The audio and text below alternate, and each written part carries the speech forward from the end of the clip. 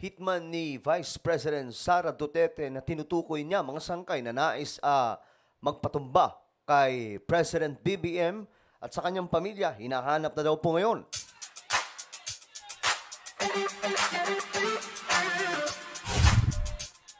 So hello, what's up mga sangkay? Magandang oras po sa inyong lahat mula sa Luzon, Visayas, Mindanao, Sabah at maging sa ating mga kababayan na nasa iba't ibang bansa. Shoutout po sa lahat ng mga solid sangkay na nanonood ngayon.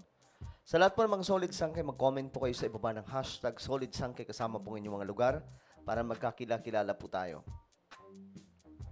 Sa mga hindi pa po nakakapag-subscribe dyan, ayan po, tayo ay 1.35 million subscribers na. Kung hindi ka po nakakapag-subscribe, makikita nyo po yung subscribe button sa ibaba. Pindutin nyo lamang po yan, then click the bell and click all. Sa mga nanonood po sa Facebook, i-follow nyo po yung ating Facebook page. Alright guys, ito kasi ang balita ngayon mga sangkay. Yung hitman umano ni VP Sara ay iimbestigahan na. At hinahanap na ngayon mga sangkay kung sino nga ba ito. Mukhang ito po yung unang proseso mga sangkay para malaman, mabuko, kung sino nga ba itong sinasabing hitman. We'll be determining the facts of the case. We'll be establishing what transpired. We will make a chronological events of this. We'll make the complete records of this. And then after that, we'll analyze and discuss these facts of the case. Nangangalap na ng mga impormasyon ng Philippine National Police Criminal Investigation and Detection Group sa mga naging pahayag ni Vice President Sara Duterte laban kina President Ferdinand Marcos Jr., First Lady Liza Araneta Marcos at House Speaker Martin Romualdez noong weekend. Alam niyo mga sangkay, nakakalungkot yung nangyayari, no? Yung unit team, ngayon, ano na? Hindi na po unit team, Anong nangyari sa ating dalawang magkakampi, mga sangkay? Para na po tayong, alam niyo, no choice tayo, Diba? No choice ang marami dito, kundi mamili kung sino ang kakampihan. Kaya nga po ngayon, mga sangkay, ang nangyari, yung mga dati magkakakampi na mga vlogger, kailangan na po mamili, mag-decide kung saan dapat siyang tumayo. Nakakalungkot itong nangyayari mga sangkay. Hindi naman sana hahantong sa ganito no? Pero wala, since nasa ganito na po tayong sitwasyon, well, wala na po tayong magagawa dyan mga sangkay. Pero ako, sinusubukan ko talagang gumitna sa mga awayan na ito. Pero syempre, hindi naman ibig sabihin nun nagigit na tayo, wala na po tayong pansariling opinyon at pagka-analyze sa mga nangyayari. Meron at meron pa rin. Kaya nga mga sangkay, yung iba, nagagalit sa akin kasi ang gusto nilang mangyari, kung ano yung kanilang naiisip, yun din ang naiisip ko. Hindi naman po pwedeng ganun yun. Ayon kay CIDG Director, Police Brigadier General Nicolas Torre III, kabilang dito ang chronological of events o ang pagkakasunod-sunod na mga pangyayari. Nilinaw din ito na hindi ang pangalawang pangulo ang kanilang iimbestigahan, kundi ang naturang insidente. Nako, yung iimbestigahan ay yung kung sino nga ba ang inutusan ni Vice President Sara. Kasi doon mag-uugat ang lahat ng yan Kaya nga medyo pwedeng ma-impeach dito si Vice President Sara Duterte once na malaman na kung sino ang sinasabing hitman. Ang kinausap niya.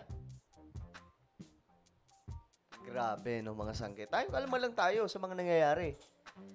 Alam nyo, hanggat hindi po nababago ang sistema ng ating political system, mauulit at mauulit lang to. Kahit patapos na si BBM, kahit tapos na yung termino nilang dalawa, pwedeng maulit to. Kasi nasa presidential system tayo Kopyang-kopya po natin ang sistema ng bansang Amerika. Away dito, away doon. Ang instruction is to investigate the incidents. Okay? Hindi si Vice ang iniimbestigahan dito. Okay?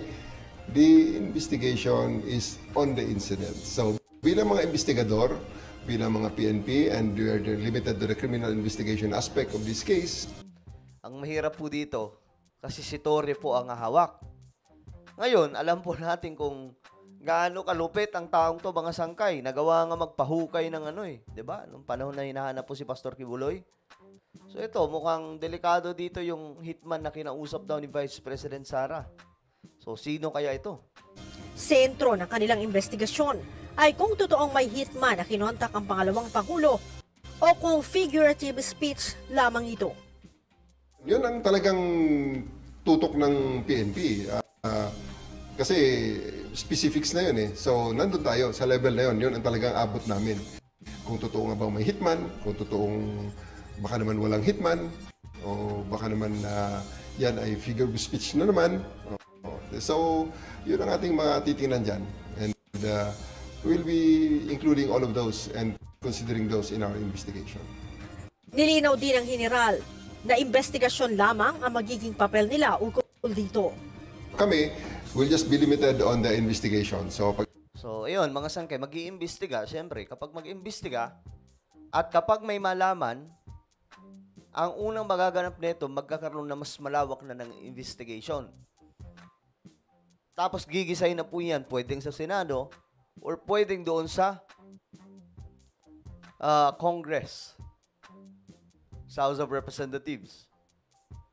Pero pwede rin umabot sa korte ito kung sakaling mapapatunayan na totoo. Pero sabi po ni Sara, di ba? Sabi ni VP Sara, no joke eh. So, ibig sabihin, possible talaga totoo yan, mga sangkay, no? Pag-investigation, ang gagawin na namin, we'll just establish the facts of the case. We will examine this and discuss this vis-a-vis the laws, relevant laws, and then we'll make our conclusions and we'll make our recommendations. And that's it. Tapos kami doon. Sinabi pa ni General Torre na ipapadala nila ang kanilang konklusyon at rekomendasyon sa kung sino man ang magsasampa ng kaso. Dito sa puntong ito. And then the investigation report will be forwarded to the proper authorities kung sino ang magpo-file ng case, because this could be a private, this could be something that will need a private complainant. This could be something that can be taken up by the other branches of the government. It could be taken up by the Solgen and the other instrumentalities kung saan direksyon nila ipupunta o dadalhin ang investigasyon na ito. Samantala, aalamin din ng PNP kung may naging paglabag sa gagawing paglilipat kay Attorney Lopez sa VMMC, kung saan tinangka ng pulis na isara ang pinto ng ambulansya habang nandoon pa si BP Sara. Well, titignan natin kung nagkaroon ba ng lapses on the part of our officer or during that time mataas ang tensyon. Yung ating mga officer who was there as an action on the part of the PNP because nag-seek po ng assistance sa atin yung Office of the Sergeant at Arms ng Kongreso. So yun po yung naging participation ng PNP doon nung isinakay po doon. So immediately we want to proceed doon po sa Veterans Hospital or even doon sa St. Luke. So yung ating police doon ay titingnan natin kung nagkaroon ba ng eagerness on the part of the police na hindi niya napansin na may mga tao pa doon sa likod po ng pinto. So these are things are being looked into po ng PNP.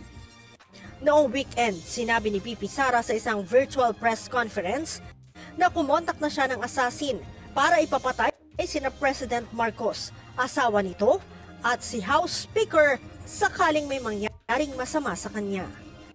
Leia. Alam niyo mga sangkay, hindi ko alam kung maayos pa ito since mayroon pa pong 3 taon si President Bongbong Marcos. I don't know guys kung maayos pa nila itong gusot kasi magkaibigan tong dalawang to eh. Ngayon nagkakaanuhan na mga sangkay, no? May hitman. Sino kaya to?